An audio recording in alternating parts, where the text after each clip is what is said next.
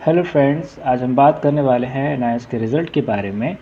और जैसे कि हमने एनआईएस का रिज़ल्ट देखा है, उसमें आपके पास जो रिज़ल्ट का कॉलम होता है उसमें अलग अलग चीज़ें लिखी हुई होती है, जैसे कि पी, SYT, SYC और भी अलग अलग तरह की चीज़ें लिखी होती हैं। और बहुत सारे बच्चों का सवाल था कि SYCT क्या होता है, SYC क्या है। तो बच्चे जो हैं इन चीज़ों को लेकर कंफ्यूज रहते हैं। जो लोग एग्ज़ाम दिया है जिसने और जिनका रिज़ल्ट आया है, वो लोग इन चीज़ों को लेके बड़े परेशान रहते हैं, उनको इन चीज़ों का मतलब नहीं पता। तो इस वीडियो में हम यही देखेंगे कि जो आपका रिज़ल्ट में जो शॉर्ट फॉर्म में लिखा होता है, एब्रीविएशन लिखी होती है, उनका क्या मतलब होता है। तो चलिए शुरू करते हैं। और अगर आप चैनल पे पहली बार आए हैं तो चैनल को सब्सक्राइब करें ताकि आपको एनआईएस से जुड़ी हुई इम्पॉर्टेंट वीडियोस मिल सके। तो चलिए शुरू करते हैं। तो जैसा कि आप देख सकते हैं, ये एक रिज़ल्ट है एनआईएस का, जिसमें कि रिज़ल्ट सीनियर सेकेंडरी का है।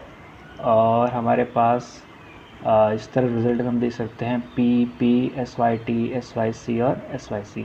सो हम देख सकते हैं कि इस रिज़ल्ट में क्या है, अलग अलग एब्रीविएशन लिखी हुई है और हम जानेंगे कि इनका सबका मतलब क्या होता है। ठीक है, तो चलिए नेक्स्ट देखते हैं कि हमारे पास और क्या क्या इसमें होता है।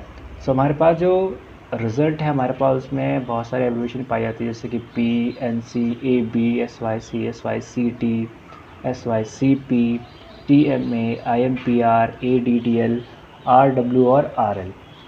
सो हम जानेंगे कि इन सब का क्या क्या मीनिंग है ना, इनका क्या मतलब है, और ये कब आपके रिज़ल्ट में अपीयर होती हैं, कब आपको ये देखने को मिलती हैं। तो सबसे पहला है पी, यानी कि पास। खुशी मनाइए, अगर आपके रिज़ल्ट में ये पी लिखा है तो इसका मतलब आप पास हो गए हैं ना। जितने भी आपने सब्जेक्ट लिए, अगर उन सब के आगे पी लिखा हुआ है तो इसका मतलब हो गया कि आप पास है। हुर्रा, मज़े करो। आगे देखते हैं। और हमारे पास नेक्स्ट है NC। जो NC है उसका मतलब है not computable as the result required data for result calculation is unavailable. इसका मतलब है कि जो डाटा चाहिए आपके रिज़ल्ट को बनाने के लिए वो उनके पास अवेलेबल नहीं है ना। हो सकता है कि आपकी कॉपी चेक ना हुई हो, या फिर आपका जो आंसर शीट है वो उनके पास ना पहुंचा हो, या उनको ना मिल रहा हो। बहुत सारी चीज़ें हो सकती हैं। सो जो आपका रिज़ल्ट है उसके लिए जो डेटा उनके पास होना चाहिए वो उनके पास नहीं है, इसलिए आपका रिज़ल्ट जो है उसमें N से लिखा है, या फिर जो सब्जेक्ट है उसमें N से लिखा है। शायद उनके पास कॉपी नहीं पहुंची होगी या उनको कॉपी नहीं मिलेगी। सो इसलिए जो है, जो आपका रिज़ल्ट है उसके आगे NC, यानी कि उनके पास डेटा नहीं है ताकि वो आपके रिज़ल्ट को बना सके। नेक्स्ट चेक करते हैं। हमारे पास नेक्स्ट है AB का मतलब एब्सेंट, यानी कि आप उस एग्ज़ाम में एब्सेंट थे, आप वहाँ पे नहीं गए एग्ज़ाम देने के लिए, इसलिए वो क्या है, आपको AB शो कर रहा है। तो जिस एग्ज़ाम में आप एग्ज़ाम देने नहीं जाएंगे उसके आगे AB लिखा हुआ आपको मिलेगा। नेक्स्ट है हमारे पास SYC, subject yet to be clear, यानी कि आपने जिस सब्जेक्ट का एग्ज़ाम दिया है वो अभी क्लियर नहीं हुआ है, आप उसमें भी पास नहीं हुए हैं, आपको वो दोबारा एग्ज़ाम देना पड़ेगा और अभी उसको आपको क्लियर करना पड़ेगा। तो SYC का मतलब है कि आपको सब्जेक्ट है वो भी क्लियर नहीं हुआ है, आप उसमें पास नहीं हुए हैं। नेक्स्ट देखते हैं हमारे पास SYCT। बहुत सारे बच्चों का ये सवाल था कि SYCT क्या है, SYCT का क्या मतलब है। SYCT है subject yet to be cleared in theory. तो यानी कि जो आपका सब्जेक्ट है उसमें आपके पास थ्योरी और प्रैक्टिकल्स होते हैं। तो जो आपका सब्जेक्ट है, जो सब्जेक्ट जिसमें आपके पास SYCT लिखा हुआ आया है, उसमें आपको थ्योरी का जो एग्ज़ाम है वो आपको अभी पास करना है दोबारा से, यानी कि आपका जो थ्योरी एग्ज़ाम है वो पास नहीं हुआ है और आपको वो पास करना है।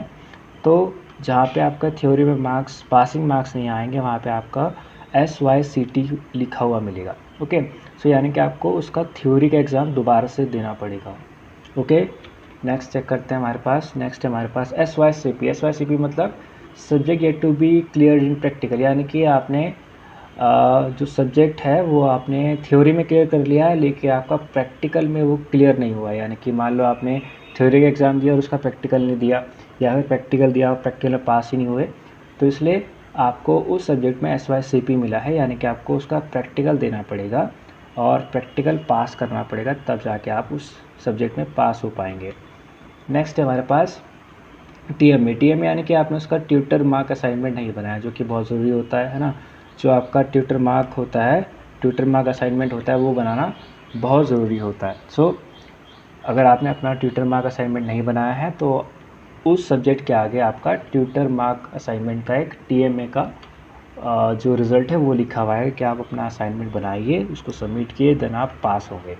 नेक्स्ट चेक करते हैं। नेक्स्ट हमारे पास है IMPR का मतलब है passed and appeared for improvement, यानी कि आपने एग्ज़ाम पास कर लिया लेकिन मान लीजिए आपके नंबर जितना आप चाहते थे उतने नंबर नहीं आए, तो आपने क्या किया, उसके लिए दोबारा से इम्प्रूवमेंट का एग्ज़ाम दिया है, इसलिए आपका जो रिज़ल्ट है उसमें IMPR लिखा हुआ आएगा। ठीक है, तो यानी कि आपने पास कर लिया था लेकिन आपको नंबर ज़्यादा चाहिए थे या फिर नंबर से आप सेटिस्फाइड नहीं थे, खुश नहीं थे, इसलिए आपने इसको दोबारा से रीअपीयर कर लिया इम्प्रूवमेंट के लिए। नेक्स्ट चेक करते हैं हमारे पास।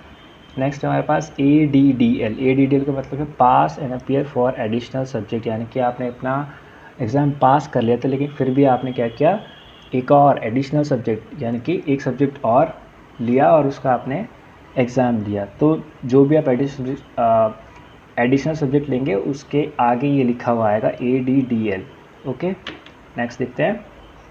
नेक्स्ट है RW, इसका मतलब है रिज़ल्ट विदहेल्ड, यानी कि आपका रिज़ल्ट पे रोक लगा दी गई है।